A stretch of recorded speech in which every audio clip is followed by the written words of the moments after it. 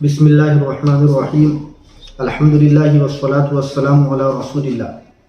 آج سنڈے ہے اور ہر اتوار کو ہم لوگ پورے ہفتے جو سوالات آتے ہیں وہ چاہے واٹس ایپ پر آئیں یا ای میل کے ذریعے یا کمنٹس باکس میں یا کسی اور طریقے سے، تو ہم پورے ہفتے کے جو سوالات ہوتے ہیں سنڈے کو ان کے جوابات دینے کی کوشش کرتے ہیں۔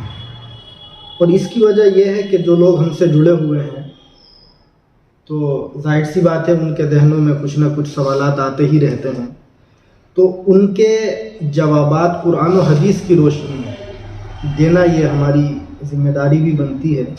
تو اس لیے قرآن و حدیث کی روشنی میں اور فقہائے کرام کی جو فقہ کی فتاویٰ کی کتابیں ہیں معتبر، ان کے حوالوں کے ساتھ ہم کوشش کرتے ہیں کہ جوابات دیے جائیں تاکہ ہماری قرآن و سنت کی روشنی میں صحیح رہنمائی ہو سکے اور ہمارے ذہنوں میں جو سوالات ہیں ان کا ہمیں قرآن و سنت کی روشنی میں کتابوں کے حوالوں کے ساتھ جواب مل سکے۔ تو آپ لوگوں کے جو سوالات ہیں وہ بعد میں لیں گے، پہلے ان سوالات کو لے لیتے ہیں جو پورے ہفتے اس سوشل میڈیا کے ذریعے ہم تک پہنچے ہیں۔ اس ہفتے تقریباً جوابات تھے 25 کے آس پاس، مگر کلپ تاکہ زیادہ لمبی نہ ہو اس لیے ہم صرف 10 کو ہی ان میں سے لیتے ہیں جو شروع میں آتے ہیں، اور جو آگے رہ جائیں گے وہ انشاءاللہ اگلے ہفتے لیں گے۔ تو آج کا پہلا سوال یہ ہے، ایک بہن صفیہ خانم حیدرآباد سے یہ معلوم کرتی ہیں، میں ان کا پورا سوال آپ کو انہی کے الفاظ میں پڑھ کر سنا دیتا ہوں کہ زید اور فاطمہ کی شادی ہو کر 14 سال ہو رہے ہیں۔ آپ سوال بھی سنیے اور حیرت بھی کیجیے۔ ان کے 2 بیٹیاں بھی ہیں۔ زید نے فاطمہ کو آج سے 2 سال پہلے غصے میں 3 مرتبہ طلاق دی تھی، لیکن دونوں اس کے باوجود ساتھ میں رہتے ہیں۔ اب دونوں میں پھر سے دوبارہ جھگڑے ہوئے اور زید نے اپنی والدہ کے سامنے فاطمہ کو 3 مرتبہ پھر سے طلاق دے دی۔ تو یہ پوچھتی ہیں کہ فاطمہ چونکہ یہ کہتی ہے کہ مجھ کو طلاق نہیں ہوئی، مانتی نہیں، تو شرعاً طلاق ہوئی ہے یا نہیں ہوئی ہے؟ دوسری بات یہ پوچھتی ہیں کہ کیا یہ دونوں اب بھی ساتھ میں رہ سکتے ہیں؟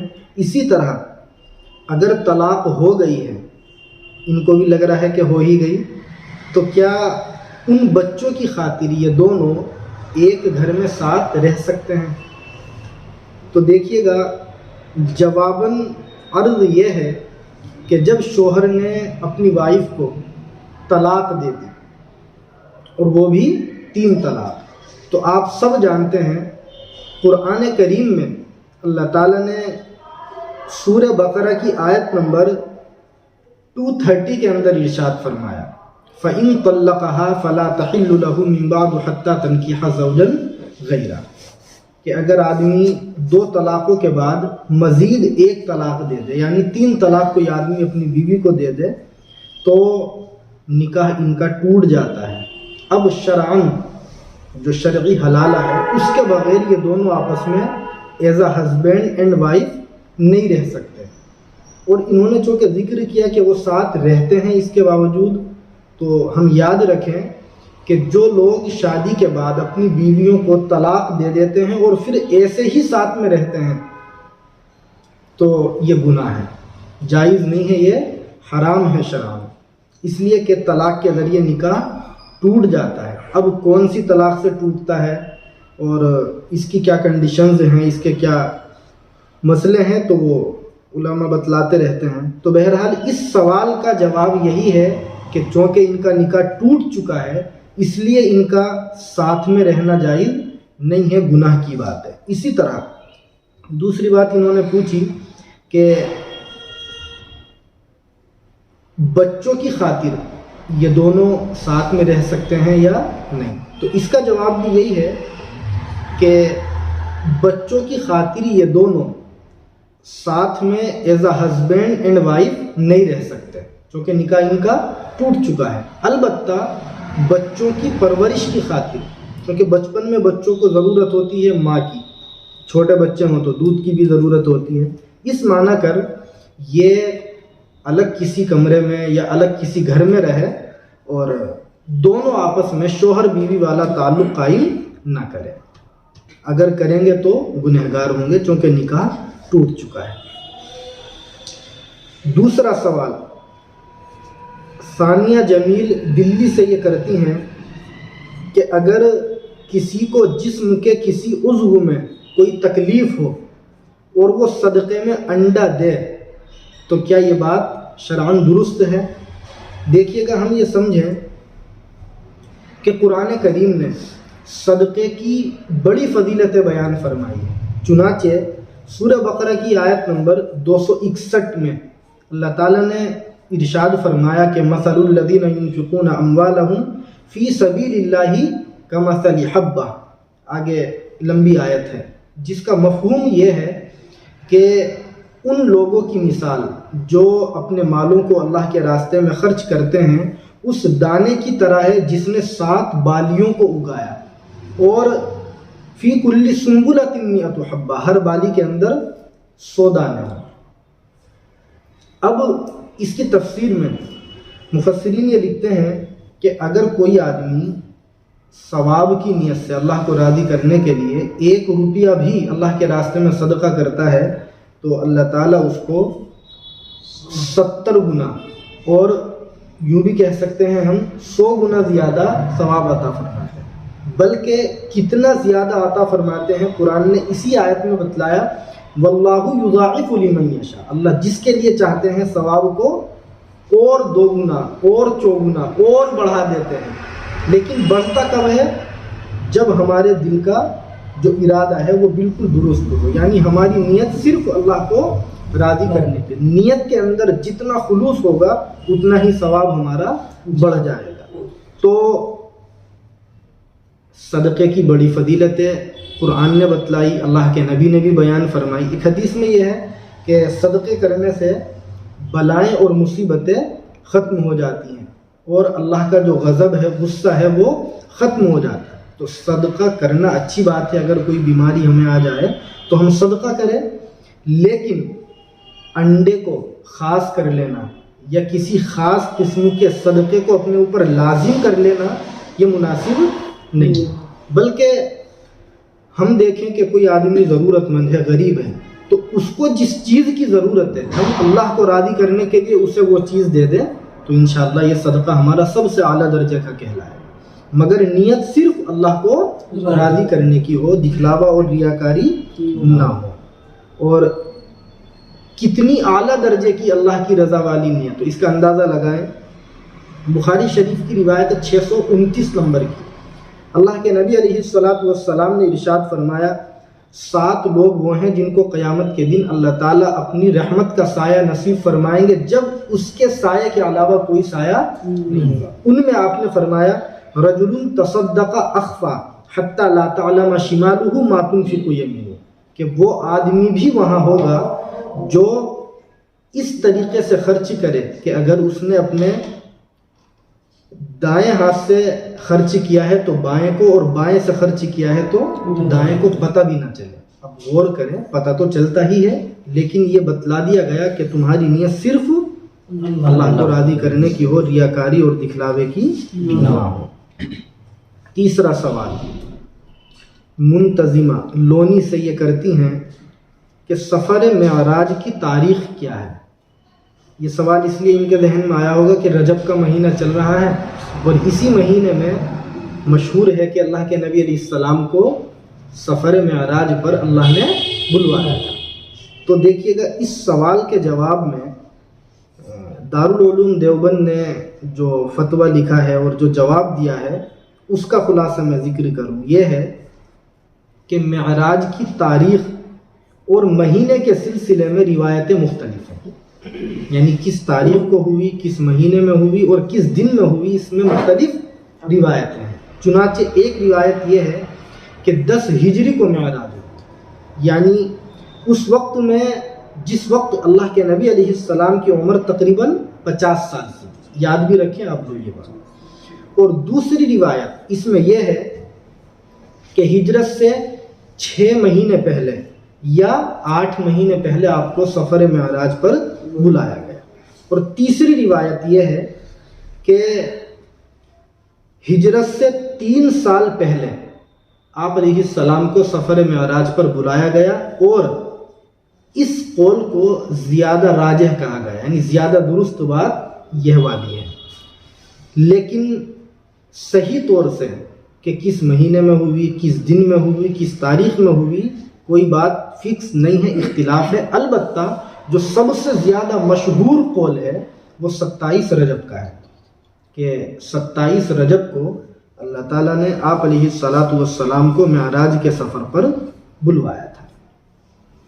چوتھا سوال ساجد صاحب حیدرآباد سے یہ کرتے ہیں کہ 22 رجب کی نماز کی کیا حقیقت ہے. یہ لکھتے ہیں کہ کچھ لوگ یہ کہتے ہیں کہ 22 رجب کو اگر مخصوص طریقے سے نماز پڑھی جائے تو اس کی یہ فضیلتیں ہیں. تو دیکھیے گا قرآن کریم کی کسی بھی آیت میں اور اللہ کے نبی علیہ السلام کی کسی بھی صحیح اور معتبر حدیث میں کہیں 27 رجب کی نماز کا کوئی تذکرہ نہیں ہے کہ اگر آپ 27 رجب کو اس طریقے سے ایسے نماز پڑھیں گے تو آپ کو یہ فضیلتیں حاصل ہوں گی.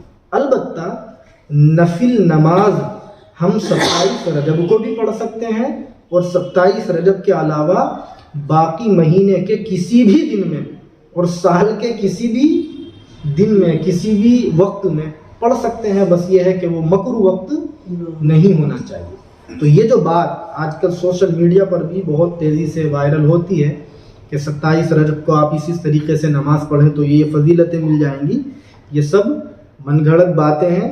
ان باتوں پر ہمیں دھیان بھی نہیں دینا چاہیے اور اس قسم کی باتیں ہمیں شیئر بھی نہیں کرنی چاہیے، ورنہ گناہ ملے گا خامخواہ.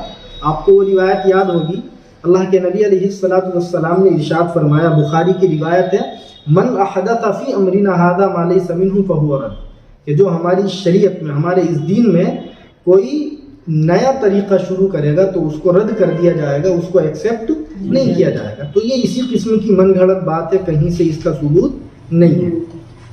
5واں سوال ساجد صاحب ہی یہ کرتے ہیں حیدرآباد سے کہ 22 رجب کے روزے کی کیا حقیقت ہے. کچھ لوگ یہ کہتے ہیں کہ 22 رجب کو اگر ہم روزہ رکھیں گے تو اللہ تعالیٰ 1 سال کے روزوں کا ہمیں ثواب عطا فرمائیں گے. پوچھتے ہیں اس کی کیا اصل ہے؟ تو جواب یہ ہے کہ 27 رجب کے روزے کی کوئی فضیلت اللہ کے نبی علیہ السلام نے بیان نہیں فرمائی. اگر اس دن کے روزے کی فضیلت ہوتی تو کسی بھی روایت میں آپ اس کا تذکرہ ضرور فرماتے.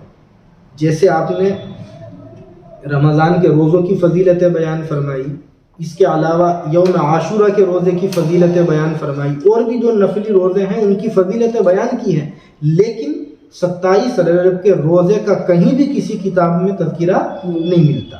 تو یہ بھی من گھڑت بات ہے اور اس پر دھیان ہمیں نہیں دینا چاہیے. یہ بھی اسی کا مصداق ہے کہ جو ہماری شریعت کے اندر کوئی نئی بات پیدا کرے گا تو اس کو رد کر دیا جائے گا، اس کو ایکسیپٹ نہیں کیا جائے گا. تو یہ بدعت ہے خامخواہ کی اور من گھڑت بات ہے، اس پر دھیان نہیں دینا چاہیے. 6واں سوال امرین دلی سے یہ کرتی ہیں کہ اسقاط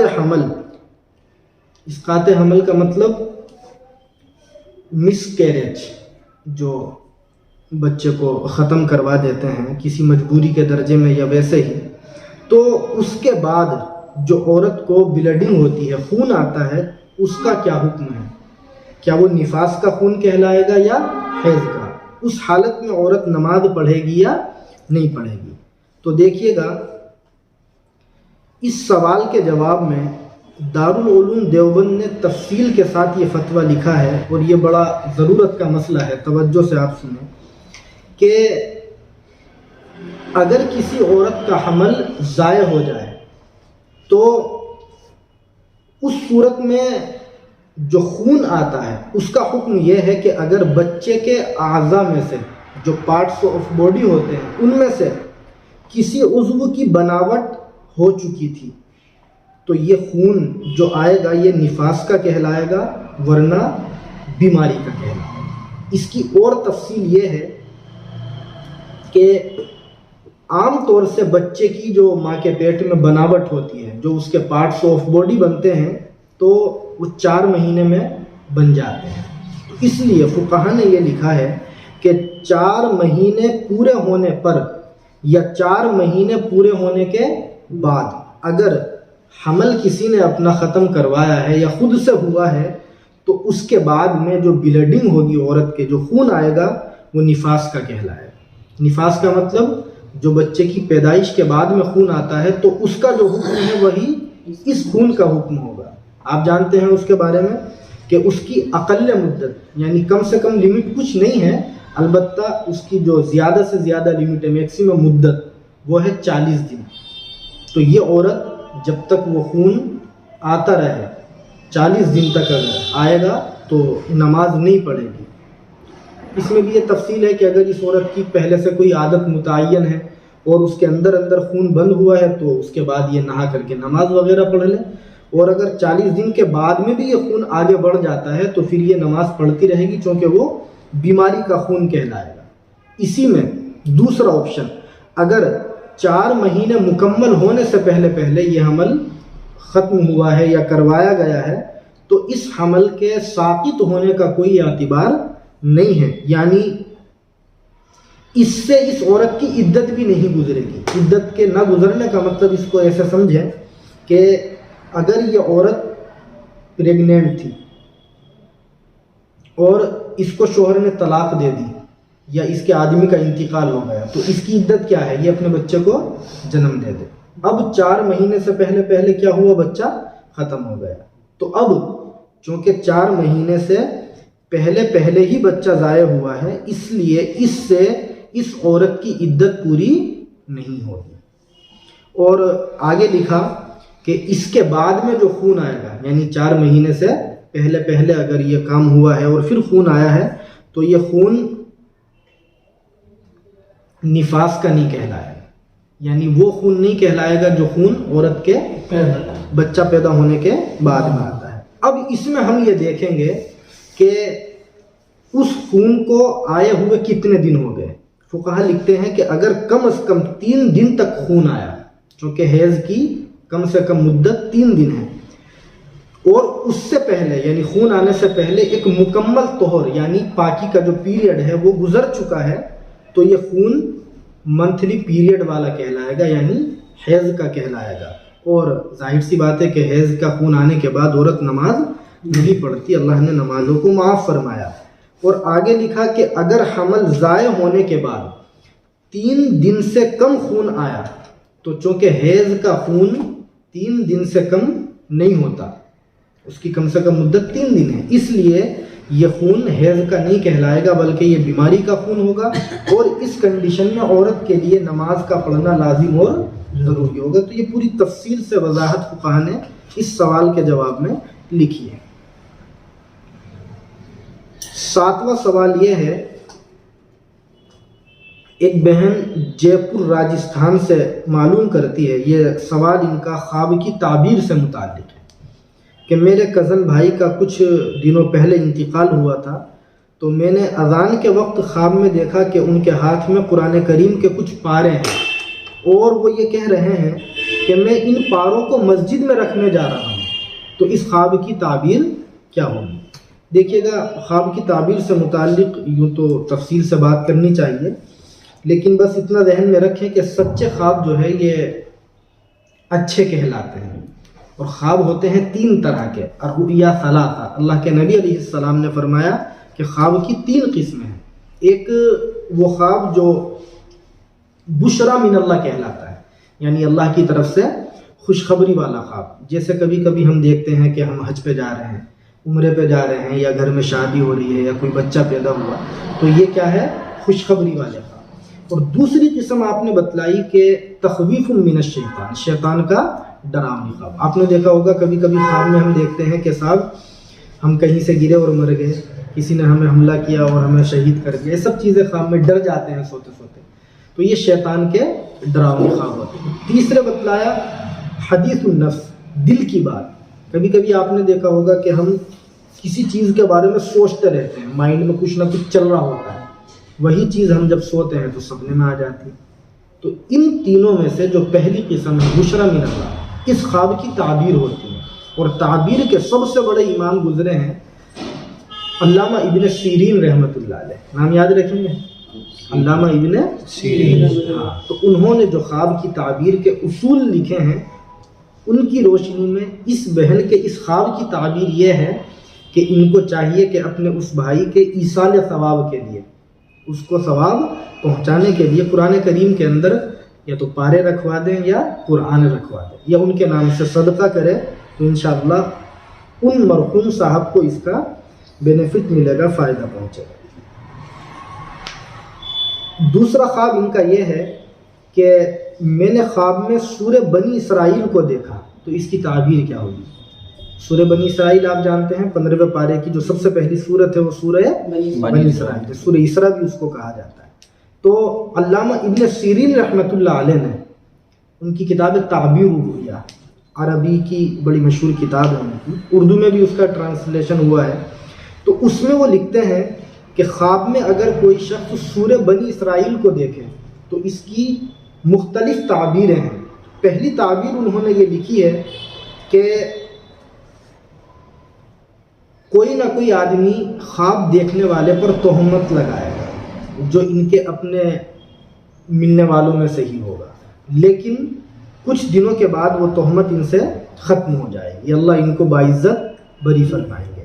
دوسری تعبیر اس کی یہ لکھی کہ یکون وجیہا عند اللہ، کہ یہ انسان جس نے خواب میں سورہ بنی اسرائیل کو دیکھا اللہ کی نظروں میں بڑے مقام اور مرتبے والا بنے گا، اور لوگوں کے نزدیک بڑا متقی اور دیندار بنے گا، اور دشمنوں کی مدد بھی کرے گا۔ کچھ لوگوں نے یہ تعبیر کی۔ تیسری تعبیر یہ کی یکون لہ ولد عاق، کہ ان کے کوئی نافرمان بچہ پیدا ہوگا، پھر دھیرے دھیرے اللہ اس کو انشاءاللہ سدھار دیں گے، راہ راست پر لے آئیں گے۔ نواں خواب یہ ہے جو اقدس صاحب یو پی سے معلوم کرتے ہیں کہ قرآن کریم کو گالی دینا کیسا ہے۔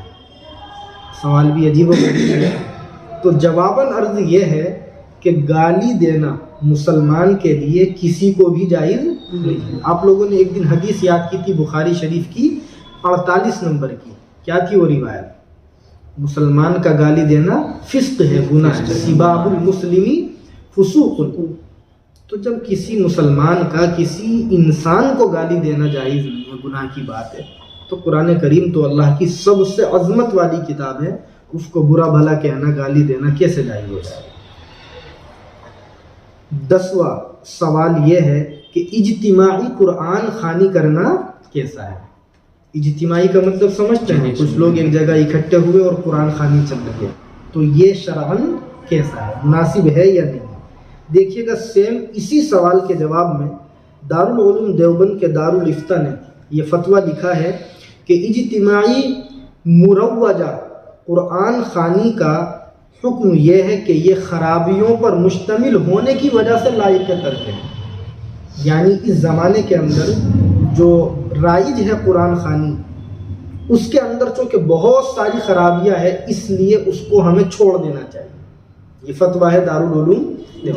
وہ خرابی کیا ہے ہم اور آپ سب جانتے ہیں، ہم تو چونکہ مدرسے میں بھی رہتے ہیں تو بچے جاتے ہیں قرآن خوانی کے لیے، بہت سارے ادھر ادھر ہم دیکھتے ہیں کالونی میں گھومتے پھرتے ہیں، ہمارے ہاں تو یہ سب سختی کے ساتھ منع ہے۔ کیا خرابیاں ہیں ذرا غور کریں اور اس عمل سے ہم بچنے کی کوشش کریں۔ پہلی خرابی آپ نے دیکھا ہوگا، چھوٹے چھوٹے سے معصوم بچے قرآن خوانی میں آ جاتے ہیں، جن کو قرآن پڑھنا نہیں آتا، اب اگر وہ ہمارے گھروں پر قرآن پڑھنے کے لیے آ جائیں اور الٹا سیدھا قرآن پڑھ لیں تو کیا یہ صحیح ہے؟ بتلائیے آپ خود، صحیح نہیں ہو سکتا ہے۔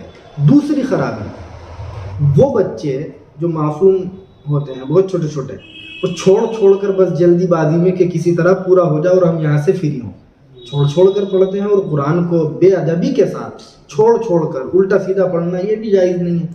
تیسری خرابی، وہ بچے فارمیلٹی پوری کرنے کے لیے جلدی قواعد اور مخارج کی بھی رعایت نہیں کرتے، بس الٹا سیدھا کسی طرح ہمیں اس کو پار لگانا ہے اور پورا کر کے نکلنا ہے۔ چوتھی خرابی، بہت سے لوگ پہلے سے اس کی فیس فکس کر لیتے ہیں، جو قرآن خوانی کرنے کے لیے بچوں کو بھیجتے ہیں۔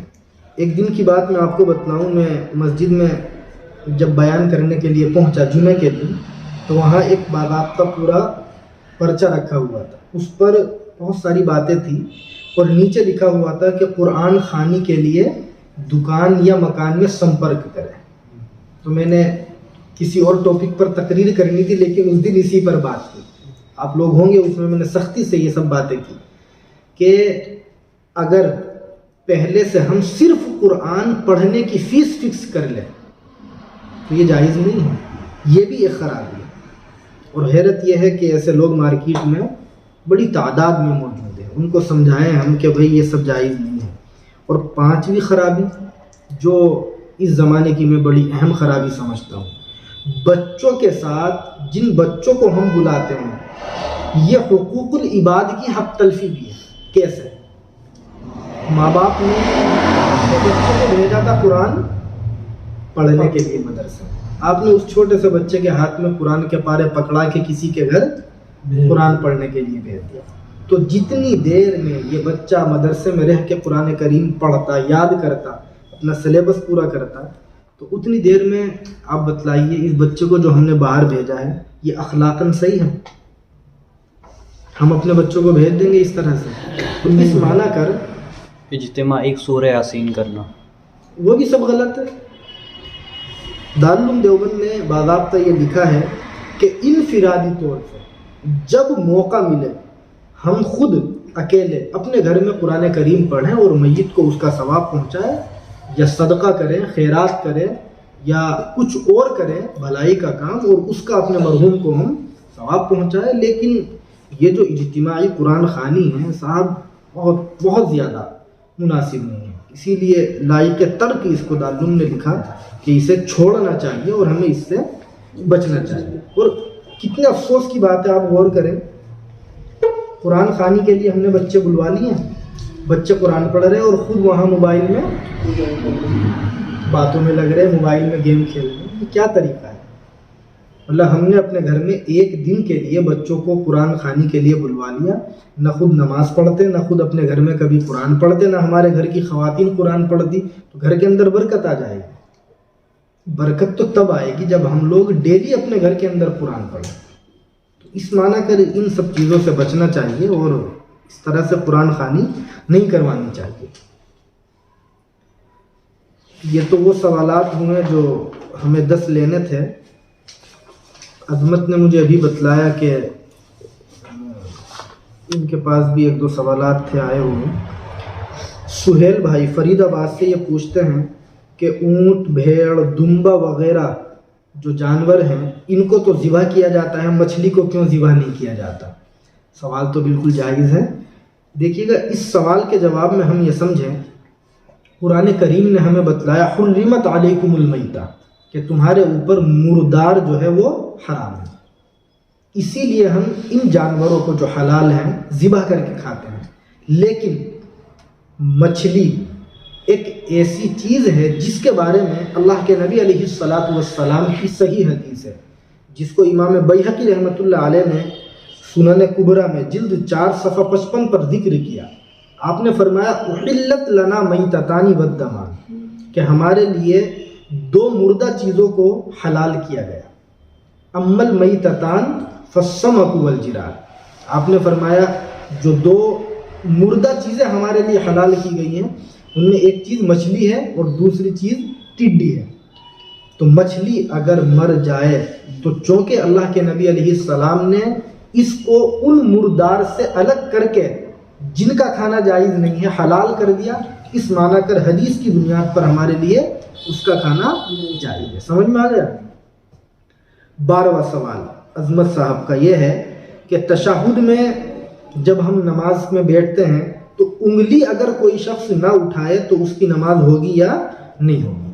دیکھیے گا، نماز میں ہم تشہد میں جب بیٹھتے ہیں اور تشہد میں انگلی اٹھاتے ہیں تو انگلی کا اٹھانا سنت ہے، کیا ہے سنت. اور اگر نماز میں کوئی سنت ہماری رہ جائے تو اس کی وجہ سے نماز ہماری ہو جاتی ہے. البتہ جان بوجھ کر ہمیں سنت نہیں چھوڑنی چاہیے.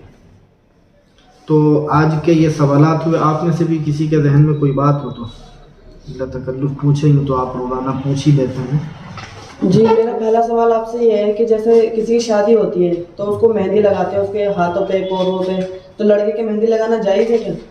بچنا چاہیے اس سے, چونکہ حدیث ہے لعن اللہ المتشبہین من الرجال بالنساء, کہ اللہ کی لعنت ہے ان مردوں پر جو عورتوں کی مشابہت اختیار کرتے ہیں. تو مہندی لگانا یہ عورتوں کا کام ہے, مردوں کا کام نہیں ہے. اس معنی کر عورتوں والے کام مردوں کو نہیں کرنے چاہیے اور مہندی وغیرہ سے بھی بچنا چاہیے. جی مفتی صاحب جیسے چلو مہندی لگا کے تھوڑا ٹھنڈ مل جائے, ٹھنڈک پڑ جائے, اگر وہ تو علاج کے لیے ہے نا تو جائز ہے, اس حساب سے لگا لیں. اگر آپ علاج کی نیت سے لگواتے ہیں تو ہاتھوں میں پیروں میں اس کی گنجائش ہے, جائز ہے. مفتی صاحب یہ ابھی ہجری کا شبد آیا تھا, تو نبوت کے بعد ہجری گنتے ہیں یا کہاں اس کے؟ حضرت عمر رضی اللہ تعالی عنہ نے اپنے زمانے میں باضابطہ اسلامی کیلنڈر کو جاری کیا تھا, اور اللہ کے نبی علیہ السلام نے جو مکے سے مدینے کی طرف ہجرت فرمائی تھی تو اسی کو معیار بنا کر کے یہ شروع ہوا ہے. اور بتلائیں کوئی سوال ہو؟ اور میرا دوسرا سوال آپ سے یہ ہے کہ 4 رکعت ہم جیسے ظہر کی نماز پڑھا رہے ہیں آپ, اور ہم آئے چوتھی رکعت میں, اب باقی کی جو تیسری 3 رکعت ہیں انہیں کیسے پڑھیں گے؟ اگر 4 رکعت والی نماز ہم پڑھ رہے ہیں امام کے پیچھے اور ہم نے صرف 1 رکعت امام کے پیچھے پائی ہے, 3 ہماری چھوٹ گئی ہے. یہ صحیح سوال ہے آپ کا. بہت سے لوگ اس کو غلط طریقے سے لے لیتے ہیں, جانتے نہیں مسئلہ اور نماز غلط پڑھتے ہیں. تو ہم ان 3 رکعت کو اس طرح پوری کریں گے کہ ہم جب کھڑے ہوں گے تو چونکہ ہماری یہ پہلی رکعت ہے اپنی, اور امام کے ساتھ جو 1 ملی ہے اس کو شمار کریں تو کون سی ہے؟ دوسری. تو ہم اس رکعت میں الحمد شریف بھی پڑھیں گے, سورت بھی ملائیں گے اور بیٹھ جائیں گے, چونکہ 1 امام کے ساتھ پڑھی ہے اور 1 یہ کتنی ہو گئی؟ 2 رکعت میں ہم بیٹھتے ہیں. اتحیات پڑھ کے ہم کھڑے ہو جائیں گے اور اس رکعت میں بھی ہم الحمد کے ساتھ سورت ملائیں گے, چونکہ ہماری اپنی یہ دوسری رکعت ہے اور دوسری رکعت میں الحمد کے ساتھ سورت پڑھی جاتی ہے. اب ہم اس رکعت میں سیدھے کھڑے ہو جائیں گے دوسرے سجدے کے بعد. اب چونکہ یہ ہماری آخری رکعت ہے تو اس رکعت میں ہم صرف الحمد شریف پڑھیں گے اور رکوع میں چلے جائیں گے اور نماز ایسے پوری کر لیں گے جیسے کرتے ہیں. اب میرا اسی سے ریلیٹڈ ایک سوال تھا, جیسے امام کے ساتھ ہمیں 3 رکعت ملی یا 2 ملی یا 1 ملی, تو امام کے ساتھ میں ہم نے سلام پھیر لیا, جیسے ایک بار السلام علیکم ورحمۃ اللہ, پھر ہمیں ایک دم سے یاد آیا ہمیں تو اور 1 یا 2 رکعت جو نکل گئی ہمیں وہ مکمل کرنی ہے. اگر ہم نے کوئی ایسا کام نہیں کیا ہے جس سے نماز فاسد ہو جاتی ہے, جیسے ہمارا سینہ قبلے سے نہیں پھرا, ہم نے کسی سے بات چیت نہیں کی, تو ہم کھڑے ہو جائیں اور جو رکعت رہ گئی تھی ان کو پورا کر لیں.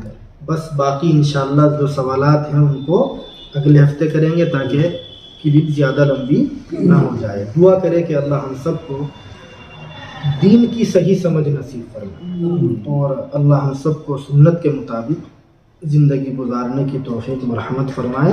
وآخر دعوانا ان الحمد للہ رب العالمین.